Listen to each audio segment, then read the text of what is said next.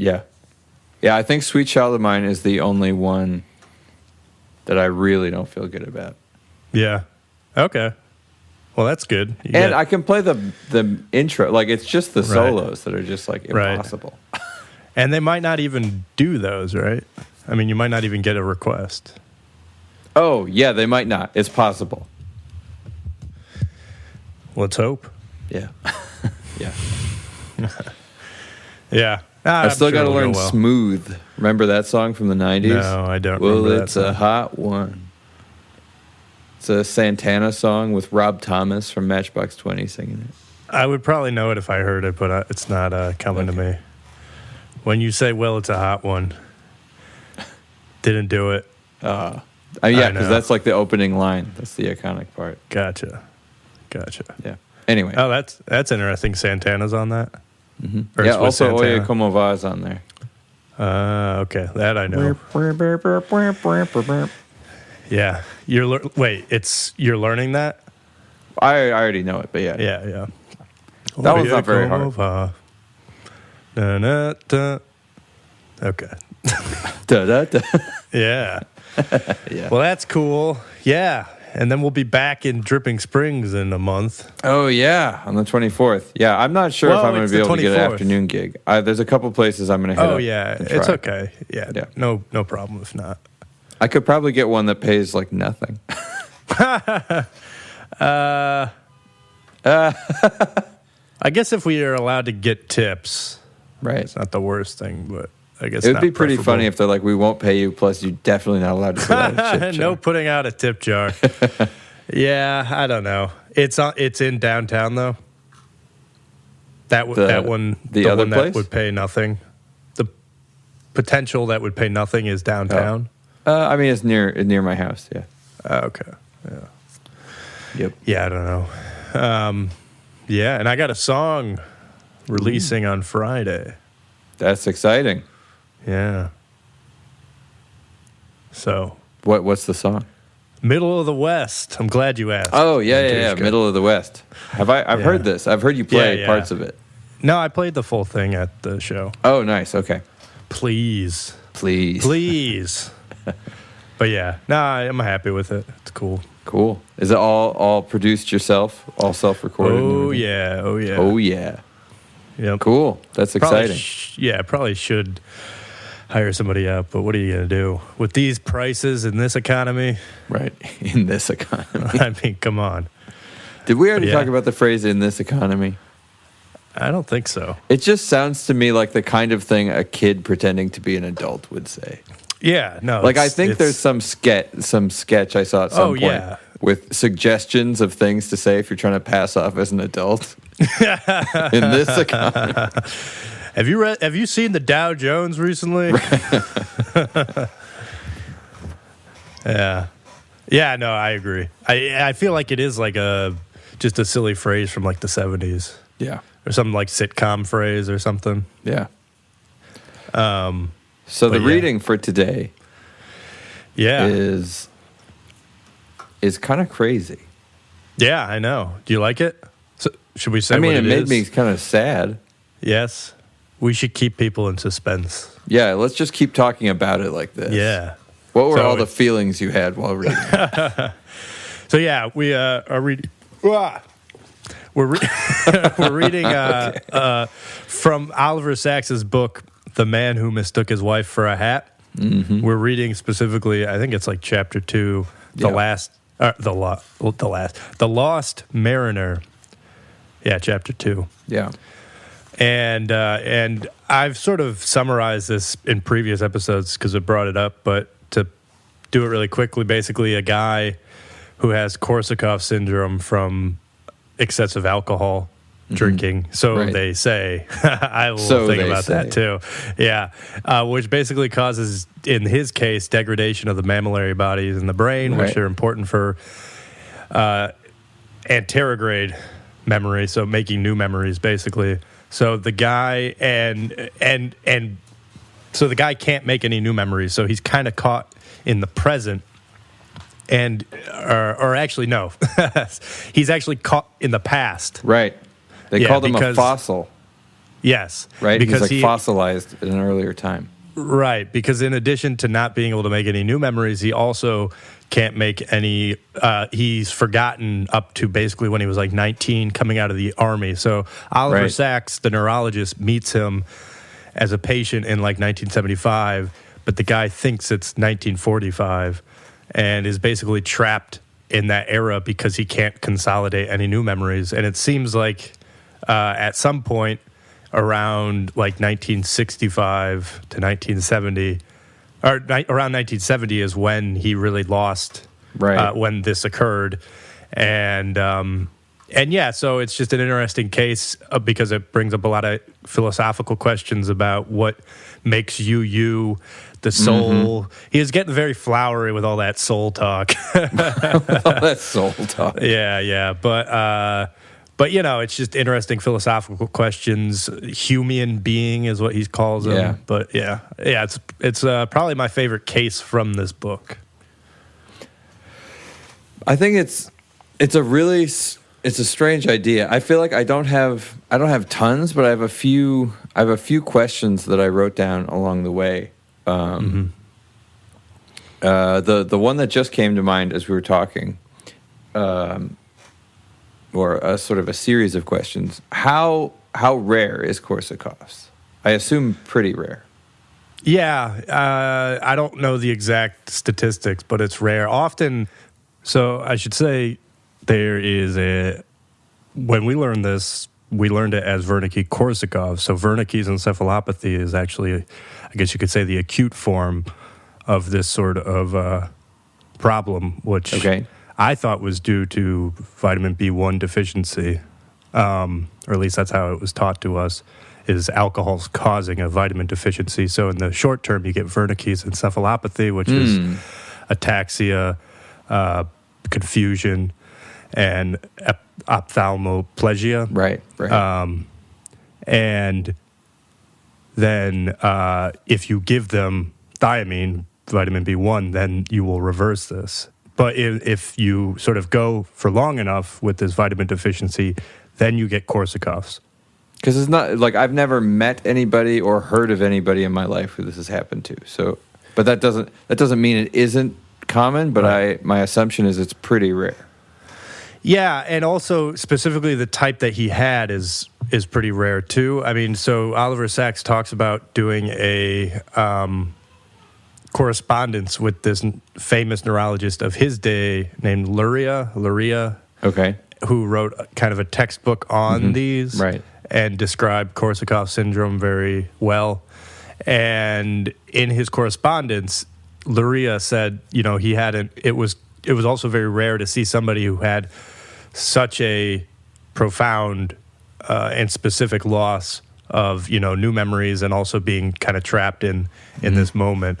Often you see it where you have some retrograde amnesia, which is, you know, you've lost memory from the past, but it is it's that even isn't sort of always the case. You have some examples where the people don't forget everything about themselves, but they just can't consolidate, you know, new memories. And so this brings up a lot of sort of, it exemplifies how complicated the brain is. All dementia and really neurological disorders do, because it's like it's going to depend on the person and the region that's affected. That's really going to tell you. And everybody's wired slightly differently, so that's going to manifest differently for every person. So that's why there's such a sort of variety of ways that this can present. But memory loss from lots of drinking, I think, is a pretty established thing. If you drink enough, but this is where I get a little conspiratorial too. Okay. I don't know if we should get into this already. It's just interesting because, you know, so he was in the Navy for many years, for about 20 years. He was in the Navy, and he was even doing like satellite stuff, and, you know, can't really remember any of that. Although Oliver Sacks says he has glimpses of reminiscence from that. When he sees the word satellite, some things come back. And I don't think this is actually the case. But it's intriguing to think that you have this such profound and specific type of memory lapse where he's lost basically the last 30 years. And we know that there's CIA programs like MK Ultra and whatnot, where they were explicitly trying to create Manchurian candidates by doing things to mess with people's memories, whether it be giving them profound amounts of LSD or just trying to hack their brain with like insulin shock therapy or electroshock therapy or playing sort of sounds over and over again. It's like they were doing a lot of things that aren't like that we have records for, but in terms of where all these people went, we don't exactly know. Well, this is related to my question because if it's a pretty rare affliction, and even as Oliver Sacks says, people can be extremely heavy drinkers and not have this happen to them. How is it known that it's alcohol that's causing it? How is it determined? So, in this case, it was, I think, assumed based off of neuroanatomy and where we know that memory is consolidated and whatnot. But yeah, they didn't have, I think, the same sorts of like, I think MRI was probably just being created, I believe. Maybe it was invented in the 70s, but wasn't in routine use. And certainly like PET scans, I don't think were in routine use. It was like the 70s into the early 80s when he was doing this. The point is, I think they were doing a lot of these diagnoses blinded, which is how a lot of neurology was done before all the imaging scans. And they had EEG, but that's not going to tell you the exact location. That's just telling you brainwave information. So I think it was inferred anatomically. He even says that. And and that's basically, if you take a neurology course in medical school, a lot of it is about it's like a stroke. Finding where a stroke occurred in the vascular system based off of the symptoms that the patient presents with. Like if they have left-sided, as we call it, hemiparesis, so they lose like the ability to move the left side of their body, then you probably know that the stroke was somewhere in like the right middle cortical artery or something like that. But would they know what caused it? What I'm wondering is, even a modern neurologist isn't going to be monitoring you while you're drinking, kind of a thing. So that's what I'm saying. So you have groups of people. You have somebody who has an affliction and somebody who doesn't. They both drink. How is alcohol determined as the thing causing the affliction? Well, if somebody's drinking profoundly. But they both drink profoundly. That's what he was saying. There can be heavy drinkers and this doesn't happen. Yeah, because we know that the liver, people metabolize liquor. Yeah. I'm not saying it's not possible. I'm saying, how is it determined?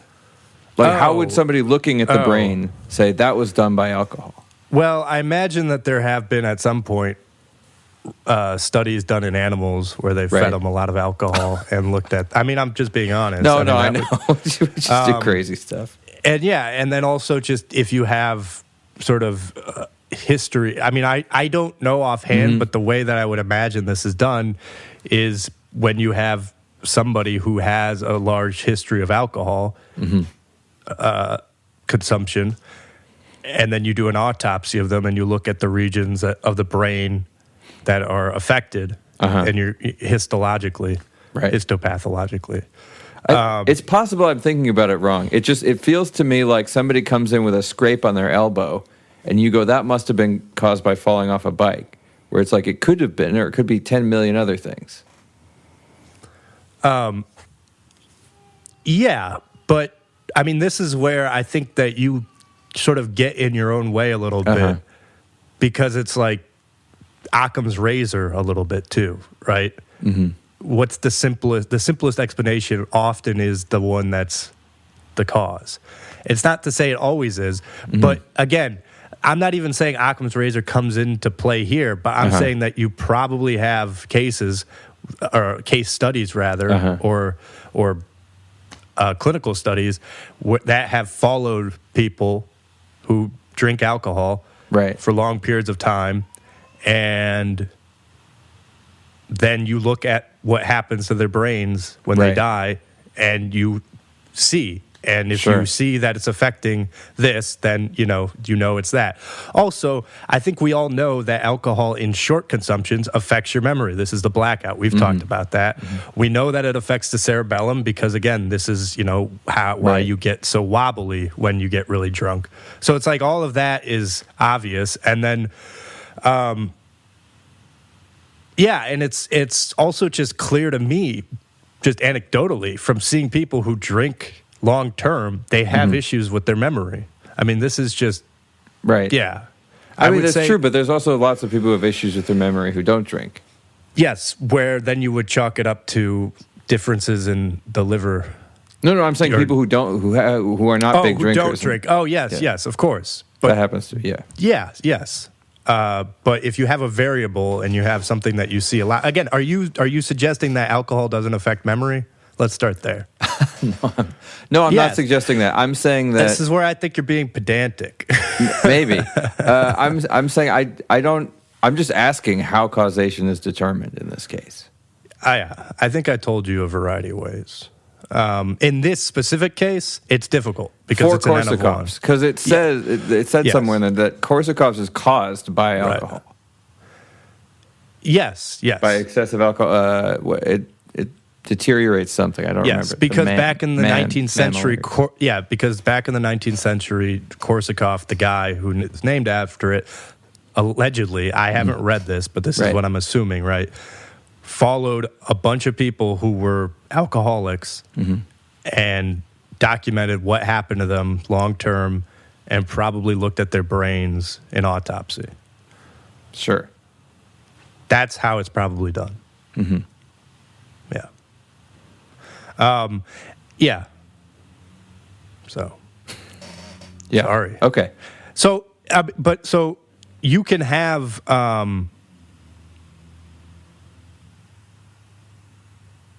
well, yeah, I don't want to get into that, but yeah.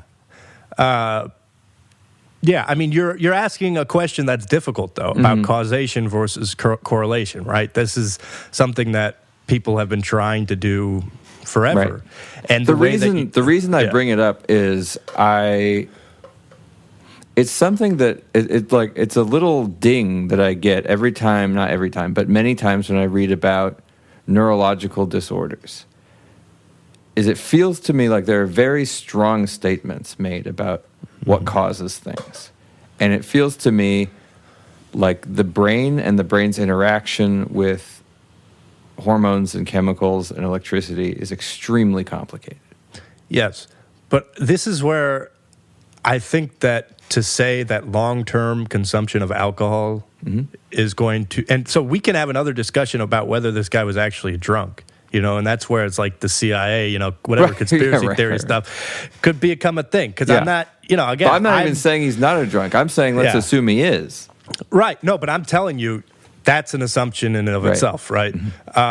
Which, so I'm not saying that this is like hard and fast, definitely what's happening. And I think even Oliver Sacks would agree that there's always going to be room for error when you diagnose something. That's just because medicine's complicated. But taking, again, Occam's razor, we know in the short term, alcohol affects memory, right? You know that, right? And Yes. it's easy to figure that out because we've all been there. Right. You drink and then you lose it. So, of course, what's going to happen long term, it makes sense that it's going to affect memory. And then, so you have an observation, and then you just follow people who have a history of drinking a lot, and you Right. look. Well, I'm not saying I'm just a general memory deficit. This feels like a very specific case.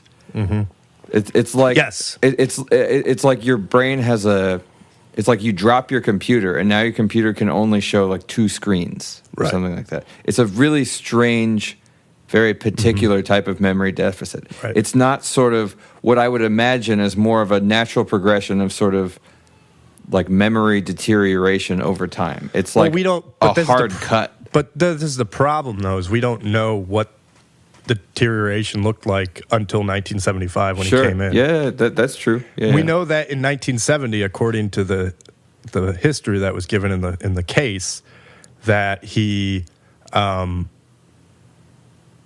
was basically losing his memory or unfunctional around 1970 because he was like went to a I think he became homeless around then. Right, and so he was discharged from the Navy in 1965, and then, they say he was kind of wayward, and that's what they attribute. Then he became a drunkard and stuff like that. Right. But, yeah, I mean, it's definitely possible. It's like you just have to ask, like, if somebody's doing something all the time, like if somebody's taking LSD all the time, and then you see their personality change, you can It's not crazy. It's not crazy to say, oh, it's probably the LSD. I don't think it's crazy. It's more from the perspective of scientific rigor, not from the perspective of what is a crazy assumption to make. Mm-hmm. I think it's different. I think if you're trying to treat him, if like a clinician's job is different than somebody's job in the lab, I think. Mm-hmm. And so it's really that. It's maybe I'm being pedantic about the word caused. I think. But it's just a general question I have, because I tend to find neuroscience to make very strong claims in strange situations. Yeah. Well, I think doctors make strong claims all the time because the public almost wants it. They want a lot of people want I mean, this is a well-established thing. People feel better when there's a cause, you know. I'm not saying it's a good thing, but and that it should be that way. Mm-hmm. But I think there is certainly that, but again, I think in the case of this, it was diagnosed to the best of their ability with the information that they had. It's because you can't go in there and actually do, like look at the mammillary bodies. Because in reality, he probably had degradation in other areas, not just like in the hippocampus too, right? Right. Probably a lot of the area, the Papaz circuit, which is like this circuit that's important for making memories. Mm-hmm. And again, I agree with you in the fact that, I mean, I already said, like, it is really specific, and it's interesting that, but there are other cases of people like this that have been described. Right. And it seems that in those cases, it was more attributed to say that they were alcoholics, and then just over time this happened. Mm-hmm. And again, you could get vitamin deficiencies from drinking too much alcohol that will cause sort of these acute memory lapses, that when you then supply them with the right B vitamin, you'll get the memory back. So again, that's another example that we have, because it's obviously easier to prove causation in the short term. Mm-hmm. But yeah, so there's lots of evidence showing that alcohol is going to cause memory problems. And so, it seems that they had documentation that he was a drunkard from from what I guess they said in the piece. But again, I agree, it's not clear. And the other issue is, generally, this is a problem with neurology generally, is that, there aren't a lot of treatments for that neurologists can do. They're starting to get more, but once you lose memory, that's not really something that you can get back. Right. Except for in the cases that he talks about in the end, like the transient global amnesias, which are transient and come back in the short term. But if you have a memory lapse and it doesn't come back in like a few days to a few weeks, then you've probably lost it for good. Right. So it's not like you can have them stop drinking and show like, oh, okay, now they stop drinking and the memory's back. So it's difficult. Yeah. But this is the problem with medicine. You can't run the experiment the other way. No, and you can't conceivably, although they might have in the 19th century, Korsakoff, who knows, but enough people were drinking also. Korsakoff is a Russian name, right? Right. Enough people were drinking there to probably have good indication that this syndrome is highly correlated with overindulgence in alcohol. I wonder, has anybody ever gotten it without drinking? Yes. I mean, again, you have strokes that can cause this, right? I mean, these are the strokes if you have a stroke in the mammillary bodies, supposedly you get the same thing. It's just degradation of this region that's going to cause it. But in terms of what the insult is, I agree. There is room for other stuff. Yeah, and who knows? Again, if he was in a secret CIA program to create a Manchurian candidate, who knows what they did to him? Yeah. Let's get back to that. What's the likelihood of that situation? I don't know. Plausible deniability, Antushka. That's the likelihood. So I had some interesting things I wanted to bring up. Nice. So I wanted to bring up this Hume stuff. Okay. To get a little bit philosophical, if we may. Yes, because Hume talks about just the idea of how our being, we basically are a string of events, right? And this is what makes up our consciousness. So this is page 35. Hume wrote that we are nothing but a bundle or collection of different sensations, which succeed each other with an inconceivable rapidity and are in a perpetual flux and movement. In some sense, he has been reduced to a human being. So I just thought that was interesting because it's true. He's an example of I think showing how this is where it'd be good to talk about this because I'm trying to think about it. Do you think he's conscious? I was about to ask you that. Yeah. Well, I asked first. Do I think he's conscious? Yeah. Yeah. I think he seems to have at least some short-term memory. He can have a conversation for a few 5 minutes, right? Yeah. So that's not zero consciousness, or that's not zero memory. Even if it's ephemeral, he's experiencing in time. And you can ask him 3 questions in a row, and he might be able to string them together. Right. Also, he has this long-term memory of when he was 19 and earlier. And he probably thinks about the future. He just forgets about it. Right. So it seems to me like he has like glitching consciousness or something like that. Yeah. Do you think this is what animals have? Well, I think it depends on the animal. I think that something like dogs have sort of tracking memory because they can learn new things and remember it for long periods of time. And I don't know about other animals. I think that he probably has more consciousness than I think like a dandelion has.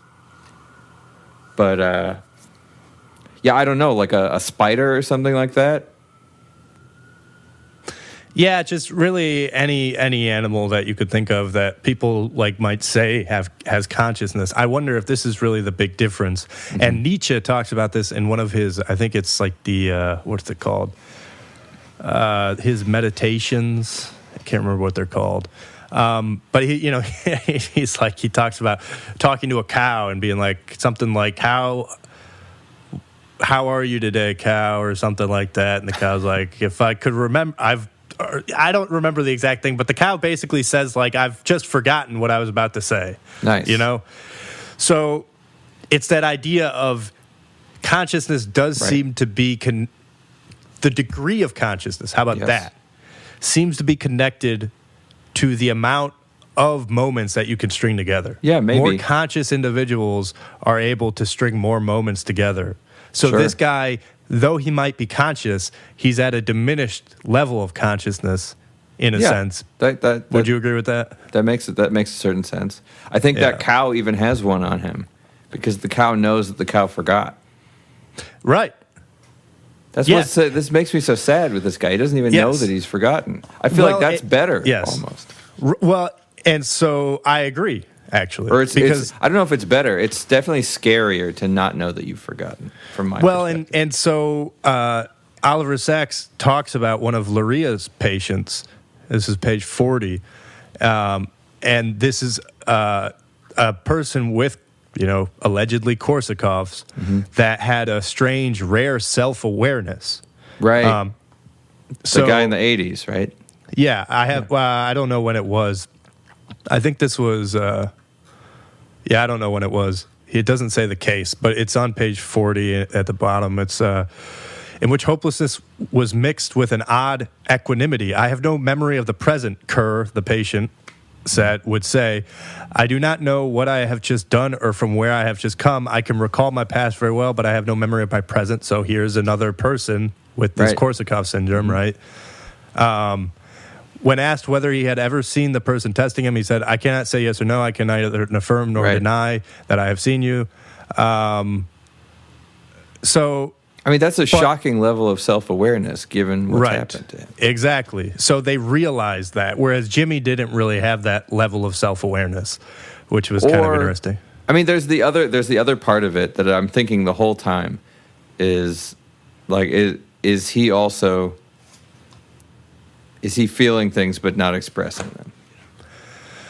Well, but there's that whole point where Oliver Sacks is asking about him about how he feels, and he says, "Are you miserable?" I continued. "Can't say I am. Do you enjoy life?" "Can't say I do." Right. And then, how then do you feel about life? And he says, "I can't say that I feel anything at all." "You feel alive, though?" "Feel alive? Not really. I haven't felt alive for a very long time." Right. So, but that's memory. Right. He's saying, yes. I don't know if it's even true, but he's making a statement of history. Right. Well, and that was an interesting thing, how it would be like Jimmy, you would talk to this guy. Jimmy's the patient in this case, and you would talk to him, and he would feel like he would be kind of jovial and cheerful, but he had a somber sort of state when you looked at him just without anything happening. Right. And maybe he just has, what is that called, resting bitch face. Well, it begs the question about, because, again, it also said how he does have some semblance of memory, where when he was in the hospital for a long time, he had a familiarity for the hospital. So this makes you wonder about the subconscious memory, right? There are other forms of memory. We know this. And so it does seem that those were intact to some degree. It's just that thing that the tip of the spear that dictates our awareness was highly perturbed in his case. Right. And, like music, they kept saying how music would kind of stir and change his mood and stuff like that. And, of course, music is going to elicit different connections in the brain.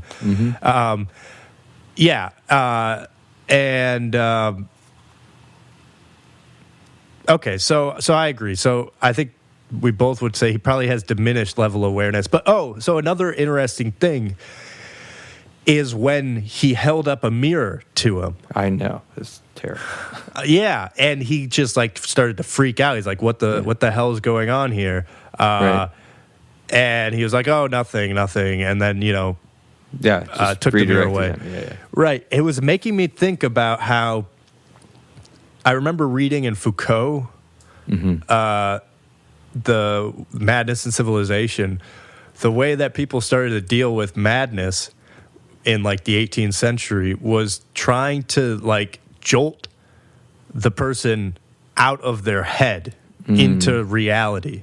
And you would do this by throwing them into cold water. That was something that they would do to quote insane, basically insane people, or basically pain, doing things like that to elicit, to get them out of their head back to the moment, to be like, hey, remember, this is where you are right now. Hey, I almost felt like he was doing that with that. It was like, let me jolt him back.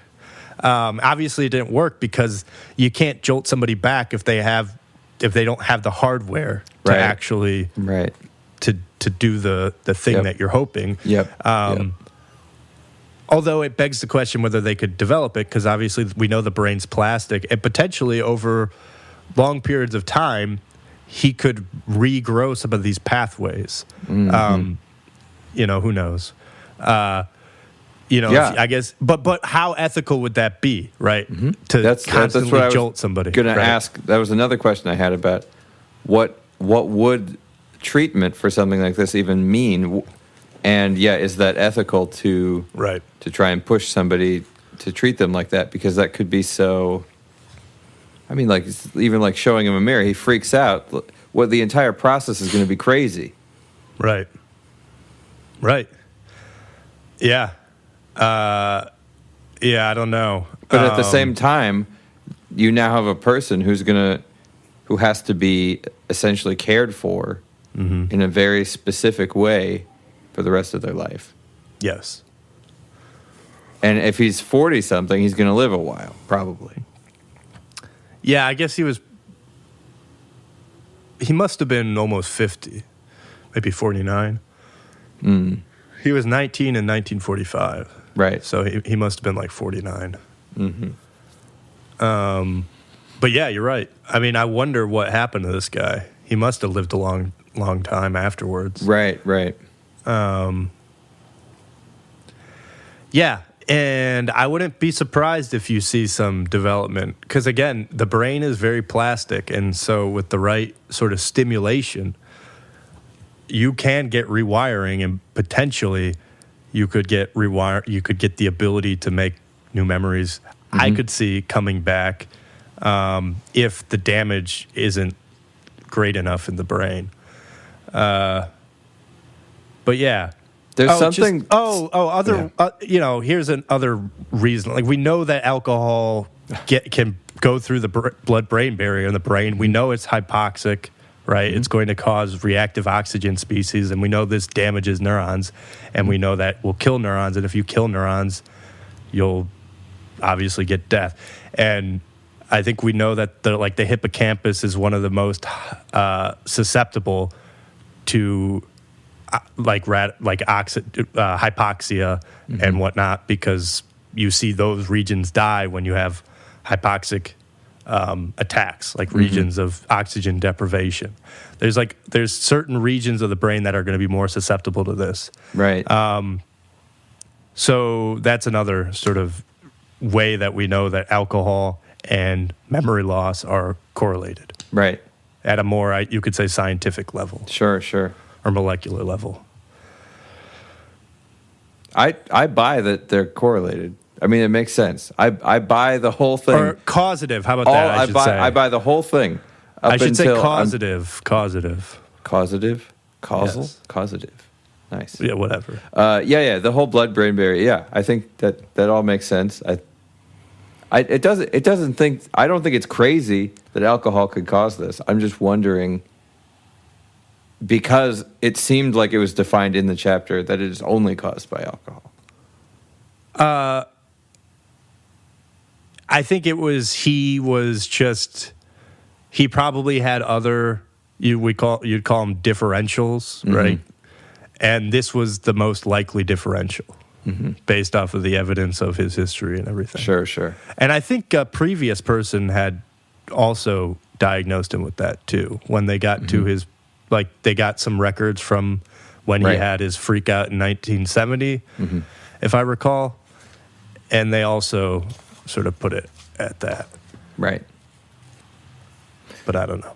Yeah. I said middle cortical artery before. I just want to correct myself. I meant to say middle cerebral artery. Of course. Yes. I was talking I've been about wondering this whole time. I know. It's just, yeah. Yeah. I think there's something really chilling about this entire idea, because to me it shows just how out of it you can be and have no idea. Yes. And I could be that out of it. Yeah. You just have you have no clue. Yes. Well, this is the problem. It's exactly the issue when you deal with somebody who is, as we would define them, crazy, right? Right.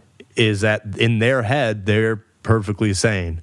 Right. But it's always, insanity is, I mean, almost by definition, graded based off of the norm of how weird it is. how weird it is compared to everybody else, right? Right. So I think it is healthy to ask yourself. I mean, again, it's good. We need crazy people to some degrees because I think that's where you see a lot of the developments, right? Beautiful Mind, what the movie about John Nash or whatever his name was. I've actually never seen it. Nash Equilibrium. He was schizophrenic, but he was a great mathematician. Good Will Hunting. Yeah, I mean, yeah, and all the people, it's just a lot of the really smart and gifted people are a little bit weird. So it's obviously not bad, but it's bad when it becomes you have a reality that you think everybody's trying to kill you, and then so you start killing people, right? Right. That's when it becomes bad. Right. So I agree. I've always actually been kind of fascinated / terrified by these sorts of stories. Mm-hmm. Yeah, even if how would you know that you're not a sociopath or a psychopath, or how would you know that you're not bipolar until you start staying up all night and then you have finally the realization oh, this isn't normal. Mm-hmm. That kind of stuff terrified me. I agree. But I also agree that his case would be one of the having this without awareness would be the preferred way to have it. It would suck either way, but I mean that's why I don't know if it's controversial, but I think people just find it silly when I bring it up how it's having Alzheimer's is really bad for basically everybody around you, but for you there's going to be that period where you realize that it's happening. Mm-hmm. But once that period's gone, you're blissfully unaware that you can't remember anybody. I mean, there are lucid moments depending on the type of dementia, but certainly in the later stages, fading away doesn't sound like such a terrible way to go. Right. Versus being hyper aware of everything as your body getting eaten erodes. by getting a wolf eaten or something. Yes, exactly. Ugh. Yeah, exactly. Be really not fun. That would suck. Yeah. Don't like this at all. No. Yeah. Let me just see what else I had. I think we did it. Let's see. Let's see. What else did I write down? Oh, I was thinking of Shutter Island, that movie. Oh, yeah. Did you ever see that? I did, but it's been a while. At the end, it kind of suggests that he knew he was crazy the whole time, but in order to live with himself, he chose to kind of pretend like he was a hero rather than a villain. I see. Oh, that's right. Okay, I guess that's what I was thinking. I was thinking this whole time reading about Jimmy, does he know more than he's letting on? And it's just this really tragic thing. Maybe. Yeah. Spoiler alert, by the way. What? Spoiler alert. Oh yeah, right, yeah. For that over 10 years old movie. Oh man, I prefer movies to be spoiled. I hate the spoiler alert thing. You don't it's just when you can't talk about anything. Yeah. Yeah. No, and then I had my first note was when I was reading all this dialogue. Mm-hmm. What is the ethics in writing down, presumably at least somewhat fictionalized dialogue, with a previous client? Yeah, I don't know. I mean, it's probably, unless it was recorded, these probably aren't word for word conversations because who could even remember that? Right. No, they aren't. I imagine. I think it's probably just the gist, of what was happening. He knows that he asked him things about how he was feeling and whatnot, and so. But it gets kind of colorful. Yes, it gets he really gets into it. It's like you're reading a play at a certain point. Yes, no, I agree. I mean, that's kind of one of my. I mean, this is what people I would say really like about Oliver Sacks. He was what was he called? The poet doctor or something like that, Oh, nice. But I find it a little bit annoying sometimes. He gets very colorful, and like I was saying, they had this whole thing about the soul, and it just got very fantastical. Yep. But I do think that's why he's so popular. I think we're just curmudgeons. I think most people like that. Yeah. Well, I think that's definitely true of me. But yeah, no, I mean, I thought you were actually going to ask about what's the ethical nature of publishing these case studies generally. Because Right. I remember I was thinking that. And I mean, I think basically he gets their permission if they're aware, but it begs the question. He probably published this after he died, although I don't know. Right. I mean, it does. I don't know how you would balance that because he didn't have any family. So it starts to feel a little bit exploitative, is what I'm saying. Yeah.